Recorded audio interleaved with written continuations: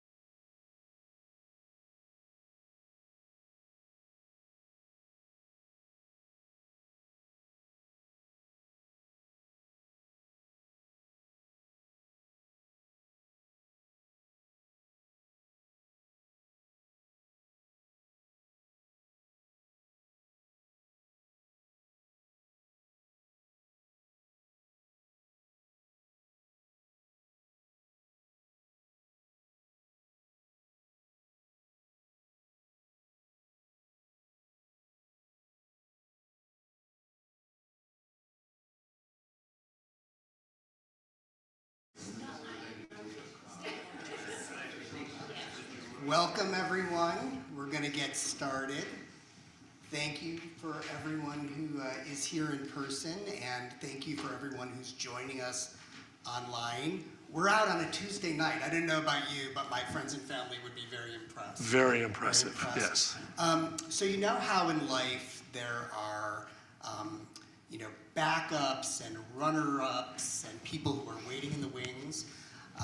Well, as Rami knows, I had my moment today where I was thrust from the wings into the spotlight. I am sitting in today for Rabbi Resnick, who's our rabbi here in the temple, who was called away last moment. She sends her greetings and her congratulations. She is fine. But I have the pleasure of stepping in today, and I'm delighted to be here. Thank you. Today, Rami Aizic. Rami. Start with Rami. Rami. Rami. I got it one. Rami. Yeah. Rami Aizic. Yes. Okay, we're going to pause and give you a round of applause. Oh. So, Rami and I have talked. Yes, we have. And as a father of three, a gay dad, notions of fatherhood are important to me. And so the content that you've written about in your book, My Dream of Fatherhood, is intriguing to me, and I know many others. And I'm so happy that I'm able to share some time with you to talk today. I am going to give you a bit of an introduction. Thank you. And then you're going to read from the book, and we're going to have a little bit of Q&A, and then we're going to have a little schmooze time afterward. Does that sound good? With nosh. With nosh. Yes, there's food. Lots of schmooze without. Right, without a nosh. That's true. That's Okay. true. Yeah. Okay, Rami, here we go. After graduating from the University of Toronto with a bachelor's degree in English, literature, and criminology, you went on to Leeds University Law School. After years of practicing law, you became aware of the lack of professional satisfaction you were experiencing, and you returned to graduate school to obtain your master's in psychology and your marriage and family therapy credential. You've lived in Israel, Toronto, England, and finally in Los Angeles. And that's offered you the opportunity to experience a variety of cultures firsthand, which is fantastic. And certainly differing attitudes to a myriad of life's issues. You bring with you all that experience to the therapy room. You've spent many years working with children and adolescents, ranging from special education needs to the gifted, various programs that you've developed, as well as in private practice. You found a way to bond with these adolescents, that leading to rewarding outcomes in your work. You've enjoyed working with families in need of assistance in both the dissolution of the original family structure and in creating, of course, wonderful new ones. You volunteer your time now in giving back to the therapeutic community by offering lectures and continuing education workshops at a variety of nonprofit agencies, assisting psychotherapy interns with the facets of the business they're pursuing, and of course, enjoying time with family and friends. You've done a lot, and it's so wonderful that you've put it down to share in a book. That's a mitzvah in and of itself. So, Thank you. I am going to pause there, and I'm going to go take a seat so that you can have the podium, and you're going to introduce some sections and then read, and then we're going to have some Q&A, right? Sounds great. Thank you.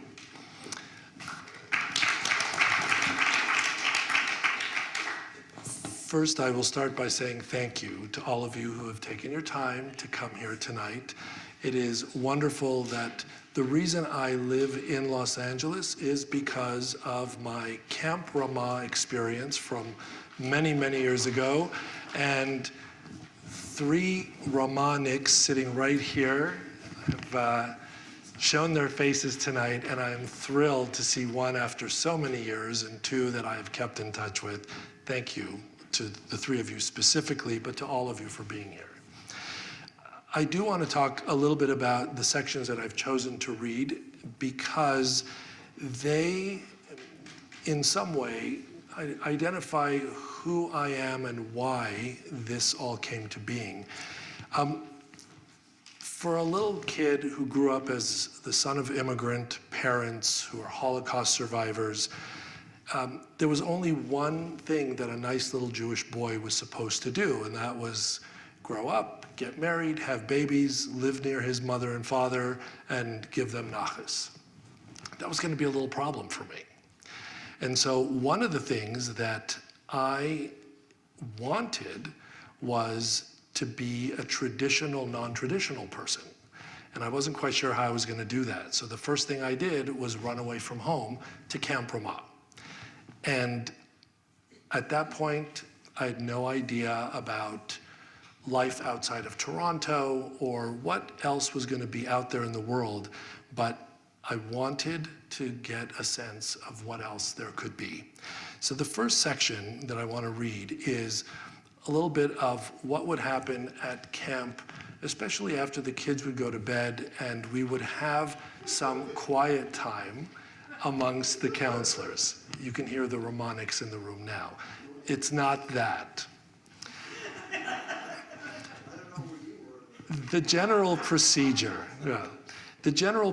was that every night on a rotating basis, 2 or 3 counselors were on night duty, or in Hebrew, shmirah. From 10 p.m. until 1 a.m., we stayed put, sitting in the tent areas, ensuring the boys did not act up and helping out with any potential emergencies. We could not leave the campgrounds nor go off with a group of others to another part of the camp where they were playing games, drinking, socializing, or doing any number of things.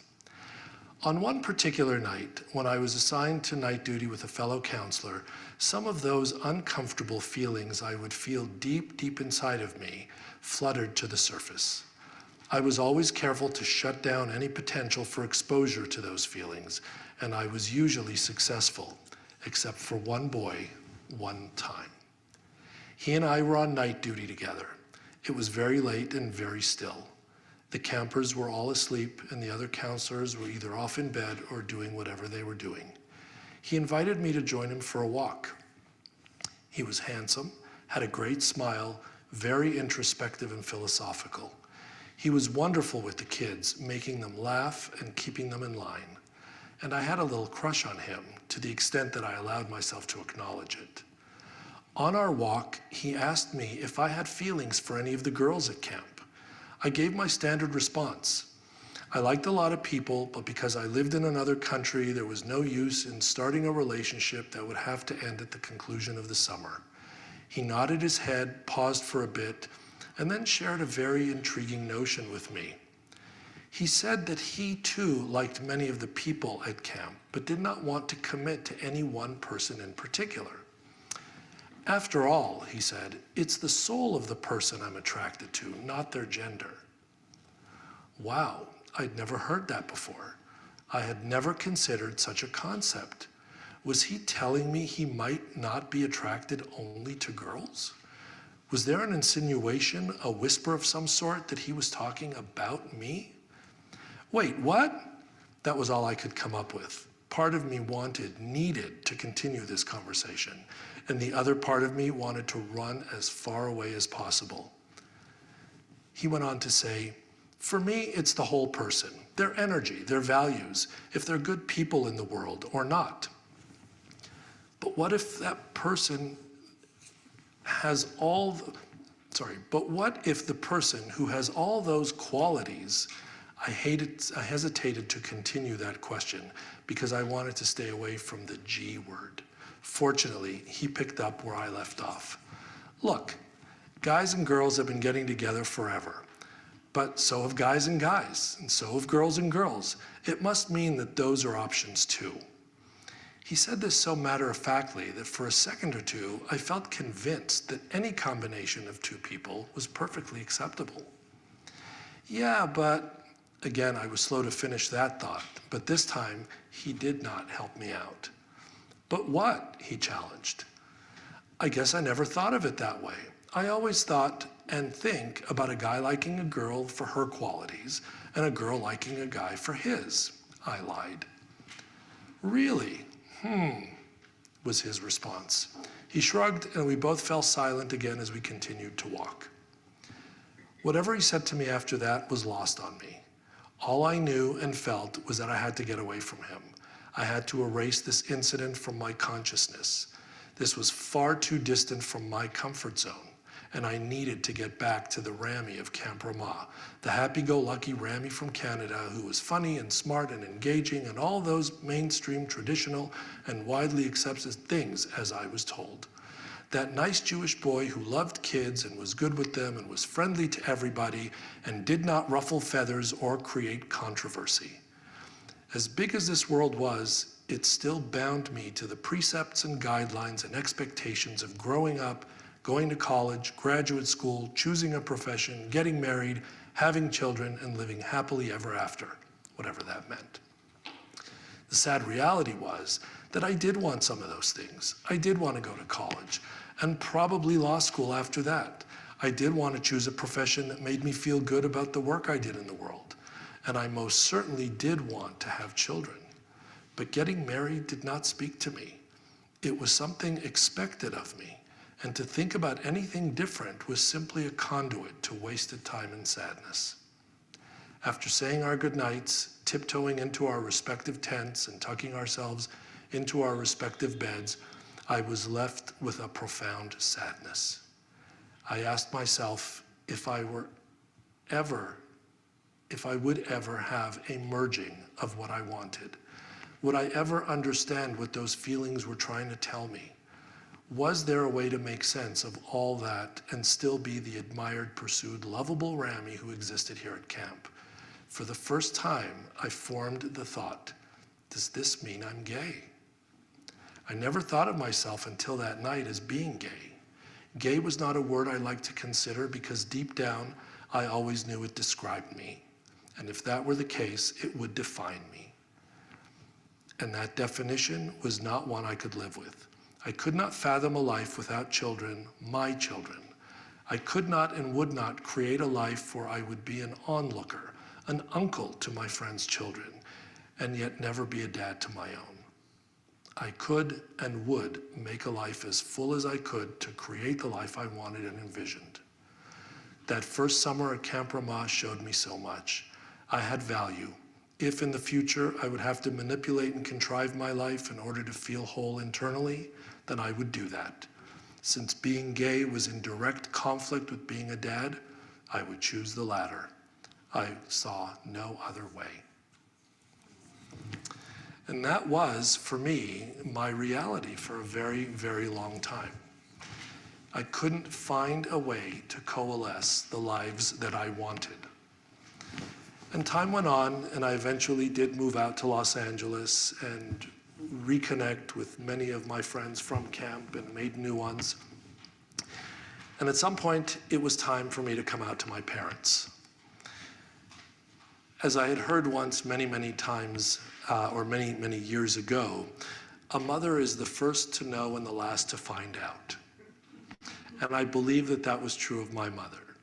But my father, very different story. And yet, I wasn't sure how it was going to happen. Was I going to tell them in person? The phone didn't seem right. This was way before emails. Not that that would have been right either. So on one of my trips to Toronto, I decided I was going to let them know. Probably by letter. If I had more courage, maybe in person, but I just wasn't sure. But this was time, the next phase after my identifying being gay. This was now really committing to it, to the two most important people in my life. I decided in the end to write them a letter and leave it for them to find after I was gone. The professional diagnosis for someone who acts this way is chicken shit. But it was either that or nothing at all. Once both of my parents were asleep on Saturday night, I snuck down to the kitchen, paper, pen, and envelope in hand, and took my assigned seat at the kitchen table. Subconsciously, I'd been thinking of what I would say and how I would say it countless times. But now to do it, that was tricky. How far back should I go? How much detail should I offer? What tone to take? An apologetic one? A strong and affirmative one? Should I acknowledge their probable feelings about this? Or should I wait for them to share those with me first? Inform them that others already knew, or leave that for a follow-up communication. Again, I was procrastinating, and it was getting later than late, now early Sunday morning, and I wanted to make sure the letter was complete before anyone woke up. The letter needed to be coherent.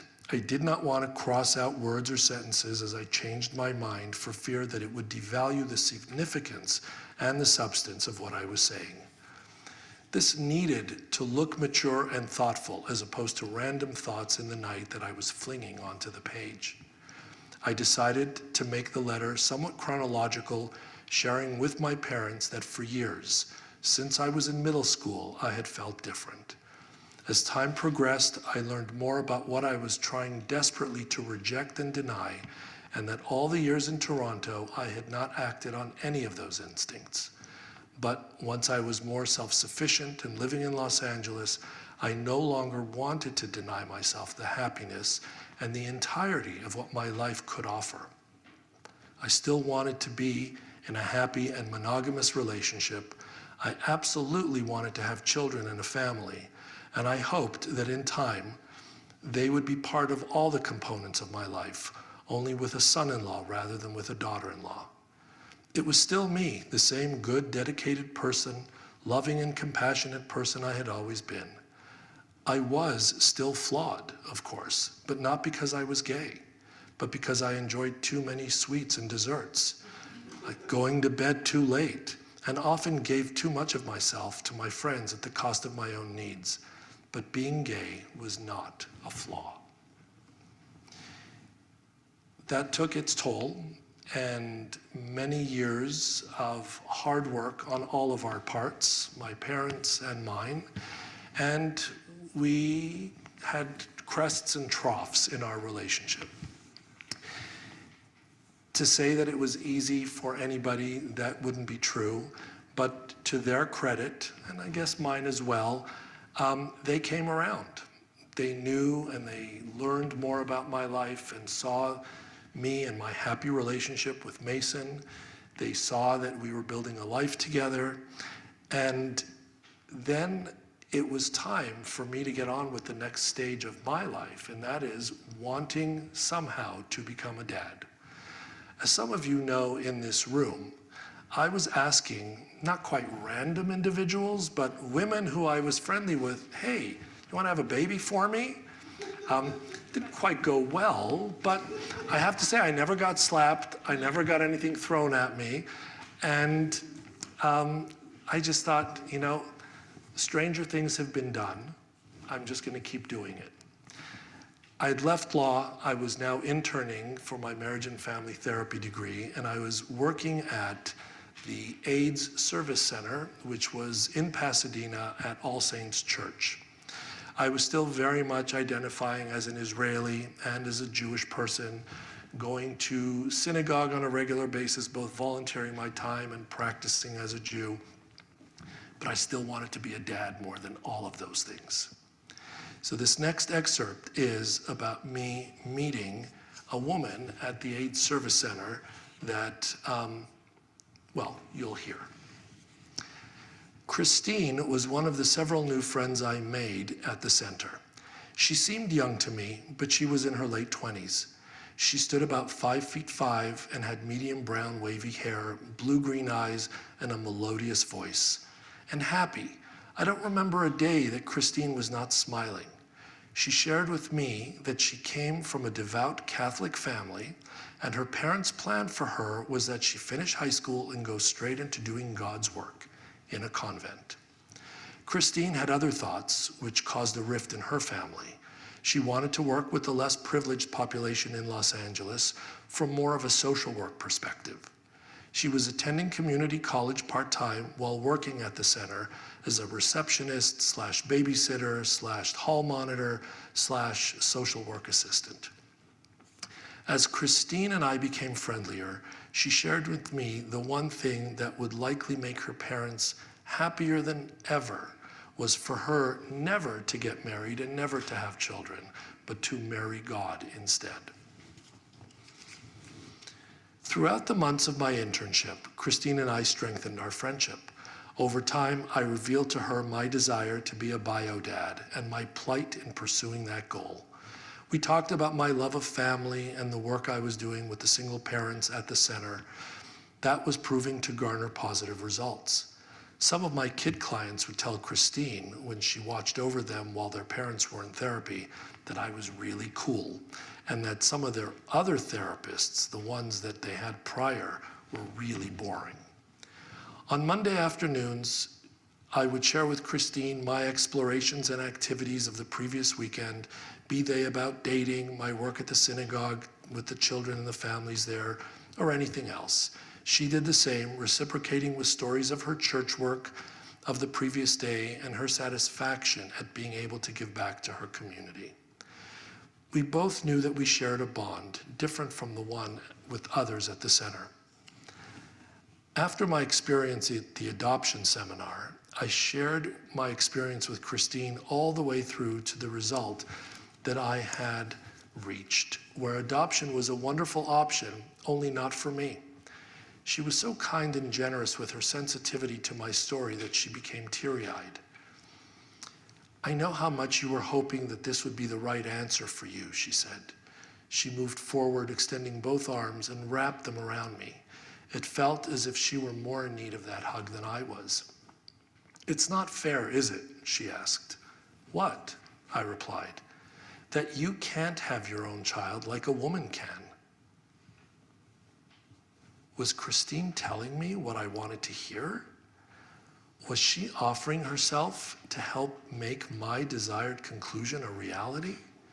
I needed to ask her. This might be the opportunity I was waiting for. Maybe this was, in her words, God's plan. I wanted to believe that so badly, but how does one come out and ask a friend to have a child for him? This was insane. I could feel my face flush. The thumping of my heart was so loud in my ears that it felt as if my temples were pulsating. Could she see that? I ran a few lines in my head, the ones that could be the way to start a conversation in a direct way. None of them seemed logical, yet I had to do it. What if this topic didn't come up again between us? And if it did, what if Christine was not in the same frame of mind that she was right then? She just admitted it was not fair that men cannot have a biological child alone, yet women can. She was aware of the biological inequality and the social injustice, but was asking her too extreme, too radical, too inappropriate? But not asking her, was this a missed opportunity, a rejection of a sign of some sort?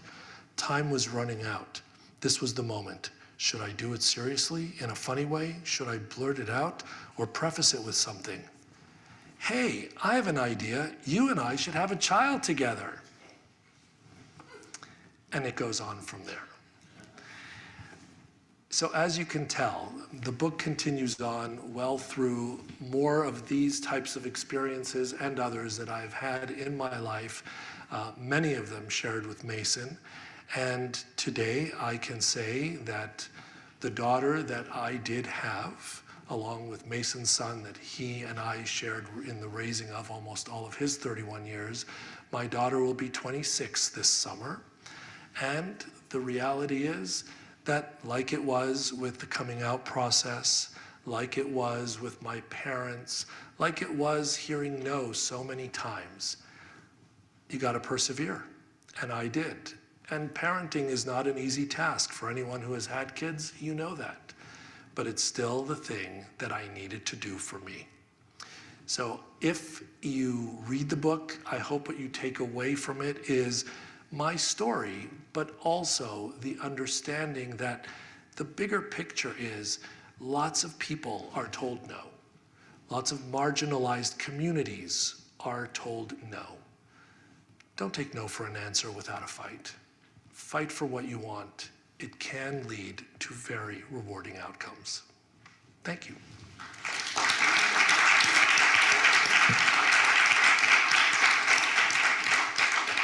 Well, I'd like to say thank you. Thank you for your eloquence and thank you for your openness. It's just a taste of a wonderful story. I have so many questions. I'm going to limit me so that everyone else can have an opportunity as well. But I was wondering, when you decided to write this, your story, as a memoir, and certainly things are so different today than they were in the 80s or even 90s, and so I was just sort of wanting to hear about that dynamic and what led you here. Sure. It all started during the pandemic. We found ourselves locked in, and with a lot of free time, I thought, I want to write something. I want to document something. And I thought, what is important to me that I put down on paper? And what it was my story.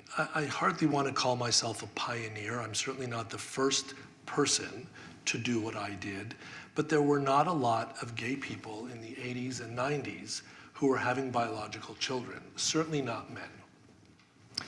And I thought, if the story is never put down on paper, then history is somewhat limited. Not that I am so important in history, but others who have tried to do things and have not put that down for themselves and for the future generations, we won't learn as much.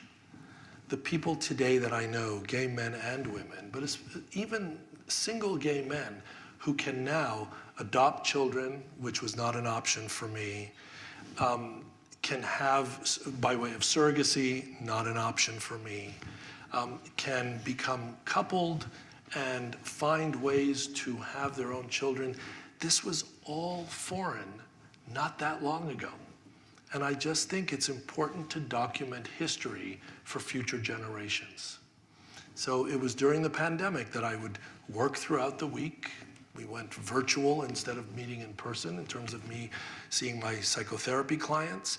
And on the weekends, I would take a few hours on a Saturday and a few hours on a Sunday and started writing things down about my pursuits. And it grew, and I thought, let's see if this can be a story of some kind. And it was over a 2-year period that it became this book. Great, thank you. So a history, but also sort of the story of a transformation over years. And of sorts, yeah. Yeah. Thank you, I like that. One more, and then I promise I'll share the mic. Adam's going to help us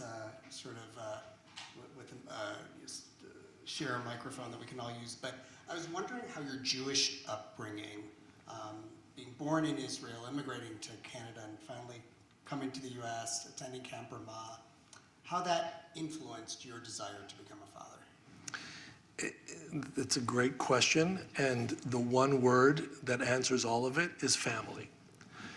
My family in Israel was a very tight-knit family, and even when my parents chose to leave Israel for safety reasons, my father had been in 3 different wars, and by the time of 1967, he had 2 boys, me and my younger brother, and he said, I don't want my boys going into the army. If we can avoid it, let's move somewhere else.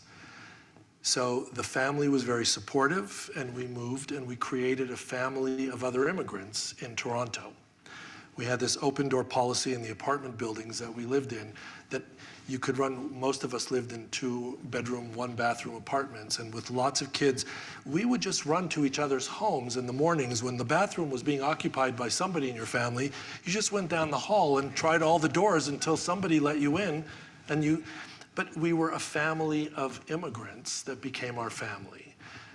Camp Ramah became my family. My Los Angeles family was a family of chosen people, and the thread of wanting a child always just seemed in line with, it's like, I want to be a dad, I want a family. I didn't want to just be a single person raising a single child. I wanted an involved mother, I wanted a partner, I wanted extended family, I wanted cousins. So it just seemed right. And yet when I think about it, I think, that's weird. Because not everybody thinks that way, but for me, that was the only option was family, because that's what I came from. I love that. You didn't take no for an answer. No, no. Great. Well, thank you. Thank you for Of course. those answers. Okay, so we've got a little bit of time for some Q&A. Does anyone have a question?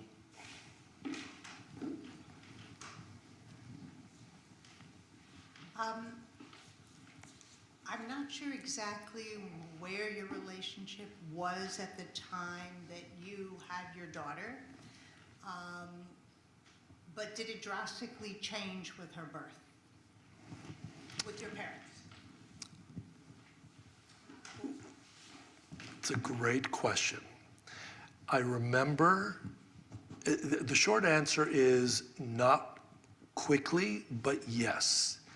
I remember once we had passed the first trimester and the pregnancy was going well, I walked over from my office in Beverly Hills at the time to Mason's office because I needed his support. And I got on the phone from his office and I called my parents to let them know they were going to be grandparents again.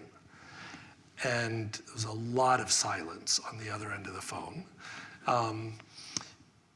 And they listened, and I told them the story, and I knew much of it was not getting through, but my mother did call me the next day, and she said, "You said a lot yesterday. I need to follow up with some questions."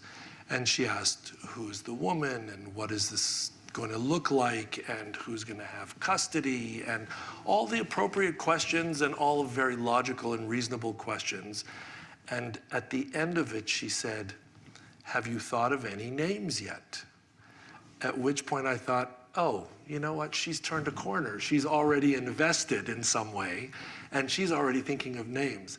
And I said, you know, we're not that far along yet.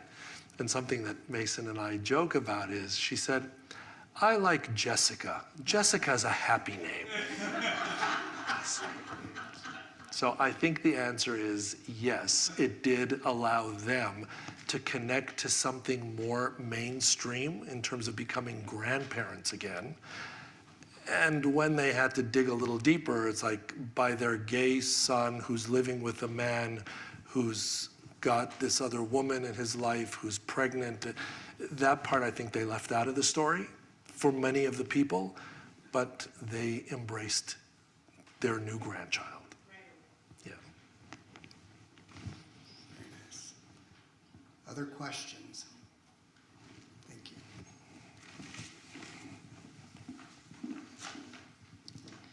In your book, you did not mention Gil, your brother, at all, or very little. Very little. And how did he react? After all, he was your brother. There are only the two of you. And how did he react to your parents?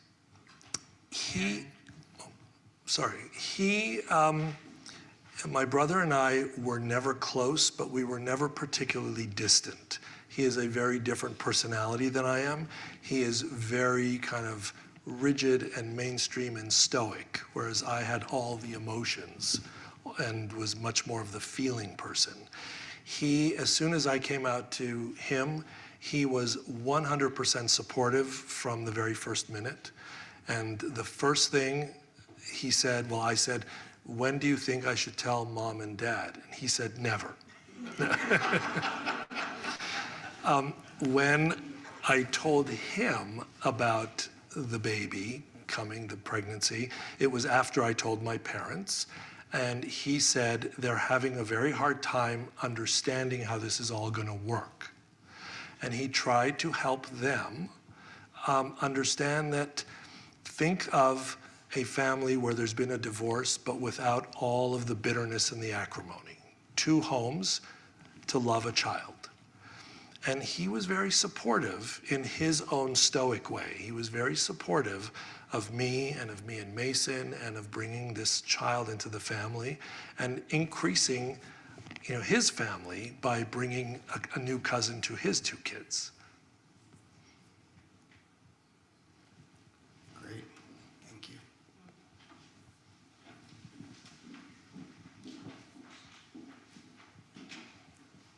You're just not fast enough, Adam. Go. Hi, Rami.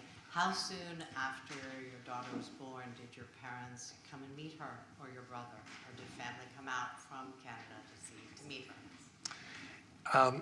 We had decided that within the first 30 days of the baby's life, we knew that if it were going to be a boy, there would be a bris, and if it were a girl, there was going to be a baby naming. And in the tradition that I come from and my family comes from, it's within the first 30 days. So we had planned to have a baby naming right around day 28 or 29. And I told my parents and I told my brother and sister that if they would like to come, it would be my honor and my pleasure. And to their credit, my parents said we wouldn't miss it. So they were at the baby naming, and on that day, my mother very proudly held her new granddaughter and was showing her off to everybody who would watch and listen that she is, she's the newest member of the Aizic family.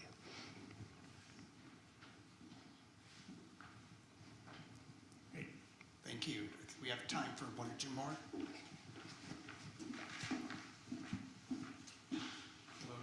Do you remember the passage in which you said, man tracht and God lacht? Do you remember man thinks and God laughs? Yes. Do you remember the context in which you said that? I don't remember the specific one, but pretty much my entire life.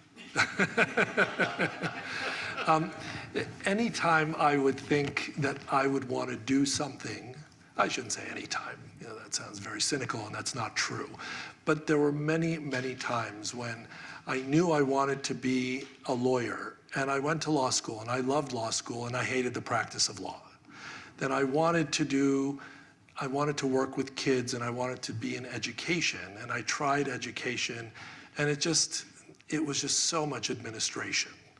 And then I went into therapy and psychology, which I loved, but then how to progress in that world, it was slow. It was, I had planned that I was already older and I was going to do this faster, and I had my plans, and God laughed and showed me that, no, you're going to take your time and you're going to build this up very slowly and methodically.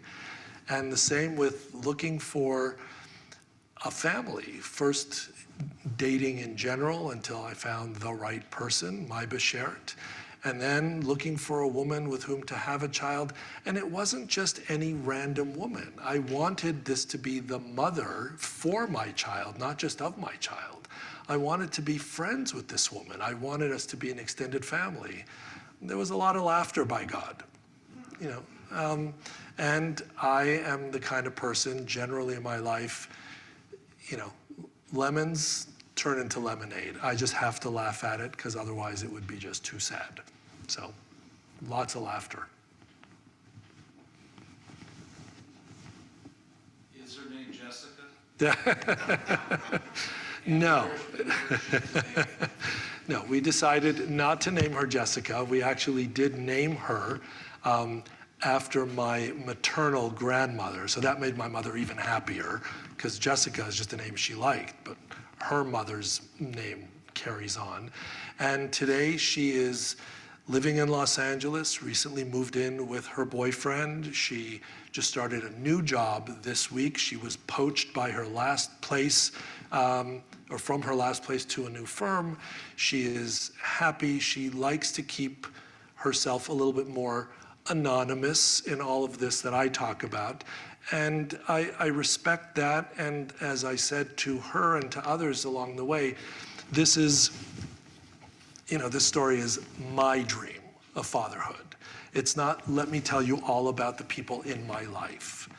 And so she is happy, she is healthy, she is thriving, and that's what we all want for our kids. One last question. Yep.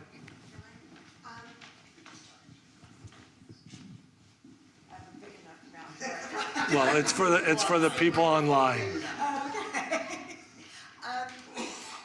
When you started to write this book, how did you approach your daughter or think about approaching your daughter that you were writing this book? And of course it's your journey, but she's a huge part of it. And what was her reaction to it? What was your conversation like? How did you go about talking to her when you started on this journey? When I started, I did not talk to anybody about this. Nobody knew the formation of what was coming together. Even Mason did not get to read this before it was done, basically. In terms of the people in the book, I chose to say very little to anybody about this. And when she did find out, when I did share with her about the book, she said, I trust you to be fair, to be honest, to write your story. So 100% agreement and blessings.